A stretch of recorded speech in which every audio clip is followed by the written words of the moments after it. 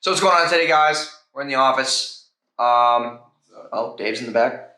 But yeah, I think today I want to talk about why you actually have to love yourself a little bit more. This is a problem that we have in our society. Like, we think that we have to meet certain standards and do certain things to be liked.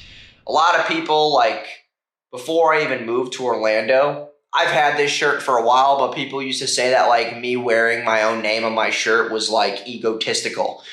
I don't understand where that's even coming from, but it's more about what I actually believe in. I believe in myself more than I believe in the words that are coming out of their mouth. So you got to start understanding that the love for what you do really starts with you loving yourself first. And I think a lot of people just get too caught up in trying to prove other people that they belong in a certain circle and they are of a certain caliber to belong to a certain group.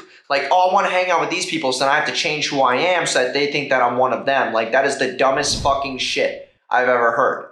Start going all in on yourself. Love yourself more, because when you love yourself more, people around you are going to realize that, and that shit is very attractive and also attractively infectious to get more relationships.